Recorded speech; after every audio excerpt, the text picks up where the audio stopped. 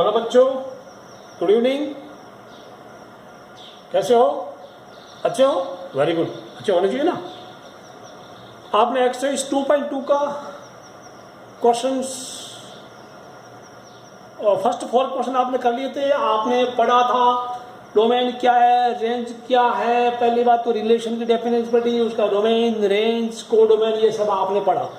Question 4 तक आपने पढ़ लिया था। किसी रिलेशन को सेट बिल्डर फॉर्म में दिया तो आप रोस्टर फॉर्म में कैसे लिखते हैं, आप उसको एरो डायग्राम से कैसे करते हैं, ये सब आपने अच्छी तरीके से पढ़ा है। अब इसके कुछ क्वेश्चन से बाकी बच गए हैं, मैं वो कंप्लीट करवा देता हूं, आप आराम से इसको पढ़ते रहे ना।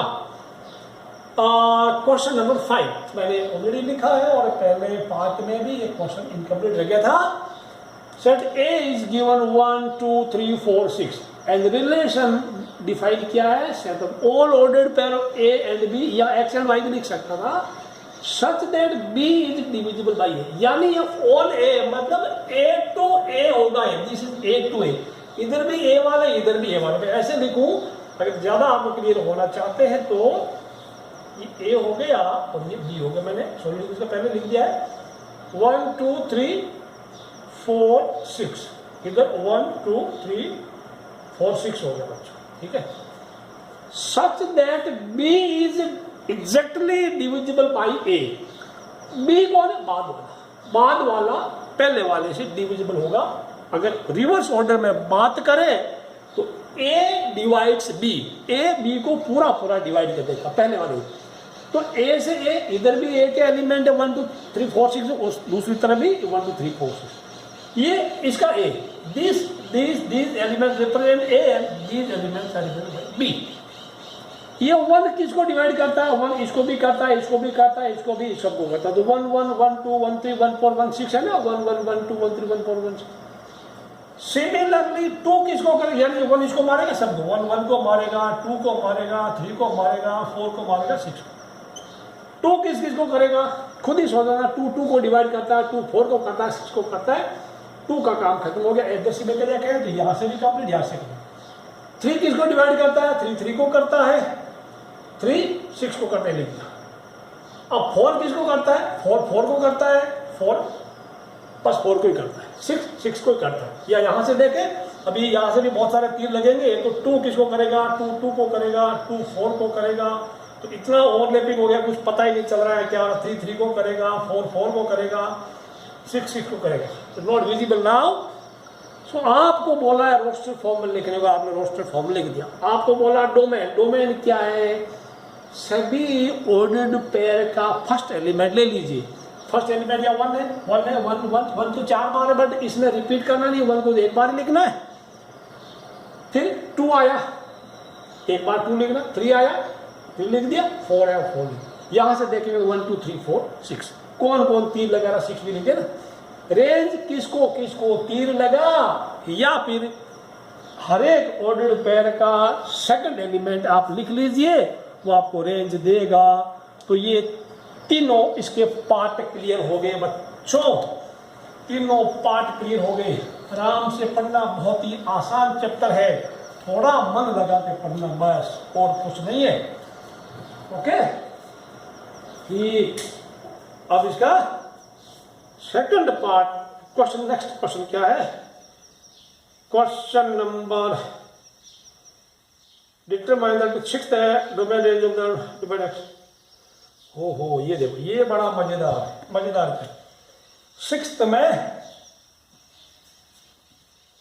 Set of all ordered pair of R क्या है? Set all ordered pair of X comma X plus Y, X comma X plus Y, ये वाला जहां x क्या है? वेयर x इज 0 1 2 3 4 5, 0 1 2 3 4 5, x इतना है, x इज दिस, ठीक है ना। हाँ, क्या है? इसको ऐसे लिख सकते हैं, this can be rewritten as, this can B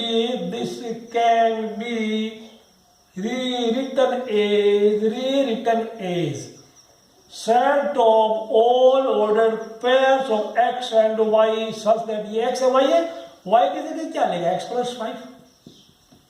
y की जगह ये x और ये y की जगह ये लिख दिया ना, आप ऐसे लिख दो, क्या दिक्कत है। और या फिर वहां पर लिखे x कौन है 0 1 2 3 4 5 ये। अब आराम से क्या बोला आप, डोमेन एंड रेंज आप या तो ऑर्डर्ड पेयर में उसमें लिख लीजिएगा एरो डायग्राम से, या रोस्टर फॉर्म में लिख दीजिएगा, कोई भी तरीका। तो रोस्टर फॉर्म में जगह कम लगती है, रोस्टर फॉर्म में लिखूंगा। इसका रोस्टर फॉर्म लिखने से ही आप डोमेन एंड रेंज लिखना तो रोस्टर फॉर्म में लिखिए, या फिर एरो डायग्राम बनाइए, नहीं तो आपका आंसर आने में बड़ी दिक्कत आएगी। अच्छा एक्स ही है, एक्स की वैल्यू 0 डाली, 0 1 2 3 4 5 इसमें, और y आ जाएगा। तो x का 0 डाला तो y कितना है, x देखो y equal to x plus 5 है ना, x 0 डाली y कितना, x 0 डाला है तो y कितना आया, x 1 डाला तो y कितना आया, x 2 डाला तो y कितना आया, 3 डाला, x 4 डाला, खाली जगह छोड़ रहा हूं, 5 डाला, 6 डालना ही नहीं है, x प्लस 5 यानी ये सब क्या है, 5 बड़ा है ना, 0 डाला तो y कितना 5 आ गया, 1 डाला तो 6 आ गया, यानी कुल मिलाकर 5 बड़ा है, 2 5 7 3 5 8 4 5 9 5 5 10। Okay okay okay okay okay so क्या हो गया, अब डोमेन क्या पूछा आपसे, क्या मांगना आपसे, डोमेन एंड रेंज। बच्चों डोमेन क्या, रेंज क्या है इसकी, डोमेन पहला वाला 0 1 2 3 4 5 10 0 1 2 3 0 1 2 3 4 5। रेंज क्या है सेकंड वाला 5 6 7 8 9 10, ये उसका रेंज हो गया, ठीक है ना। रेंज इज उल्टा तो नहीं लिखा, क्या है y गुण x प्लस 5, ये लिखा ना,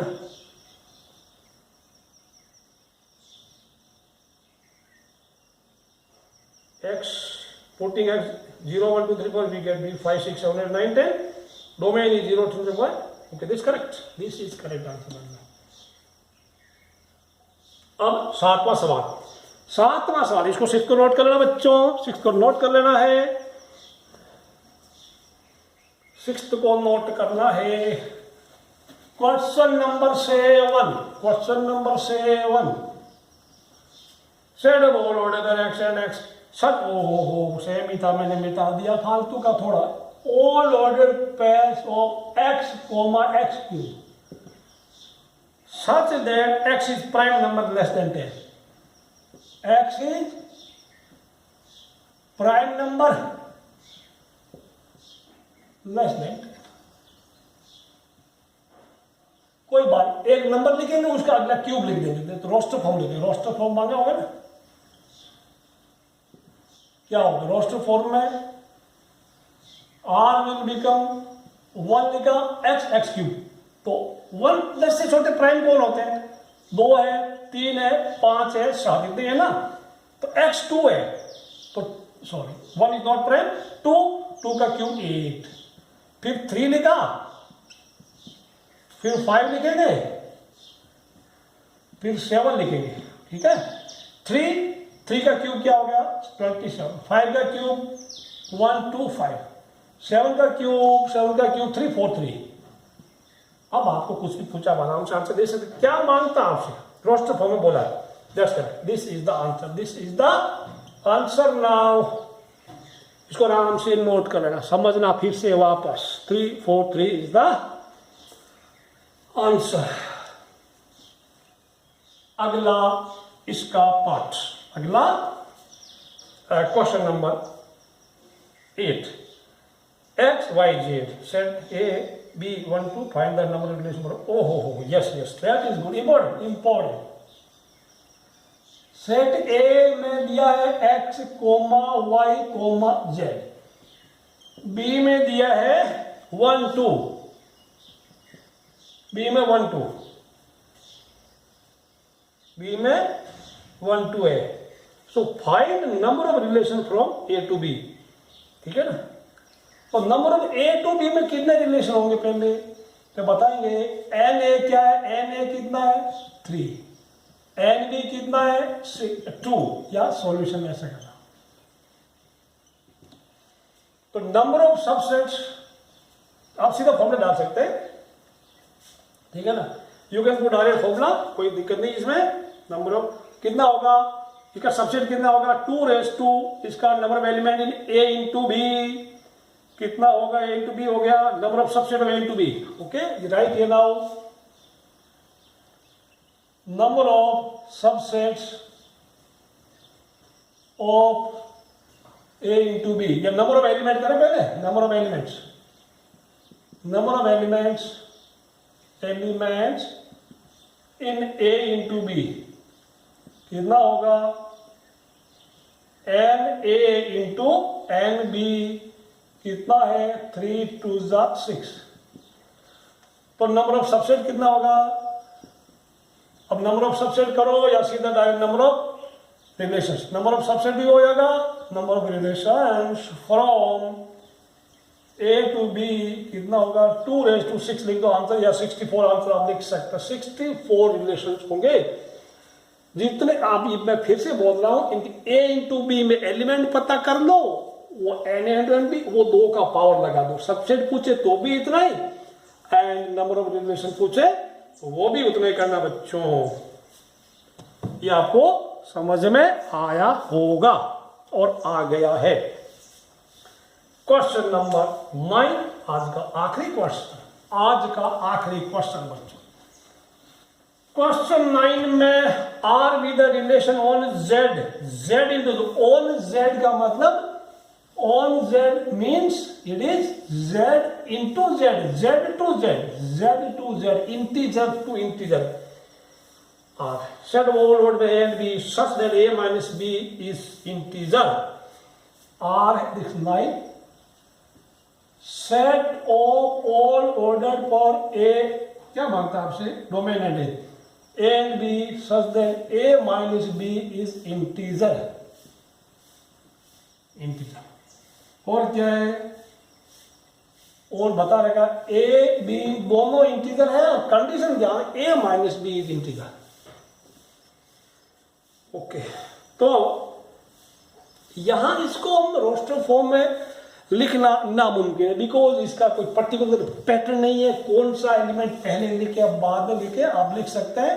डोमेन एंड रेंज पूछा है ना, देखो यू कौन कौन से 2 इंटीजर लें कि उनका डिफरेंस हमेशा ही इंटीजर हो, तो यू नो कि किसी 2 इंटीजर का डिफरेंस हमेशा इंटीजर ही होता है, तो A can take any value, B can be any value. तो set of all elements represented by A are domain and that is represented by B are range। तो हम लिख सकते हैं since difference of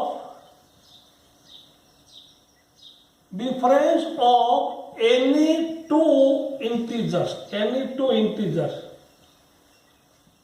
is always an integer। ठीक है, तो therefore A and B can take any integral value, या A and B can be any integral values, या क्या लिख सकते हैं A and B can be any integer, ठीक है ना। therefore domain equal to integer, और range क्या है, range वो भी integer है। ये हमारा एक्सरसाइज 2.2 था प्यारे बच्चों, इसको ध्यान से पढ़ना, रिवाइज करना, ठीक है, अच्छे से पढ़ना। Okay, good luck, bye bye.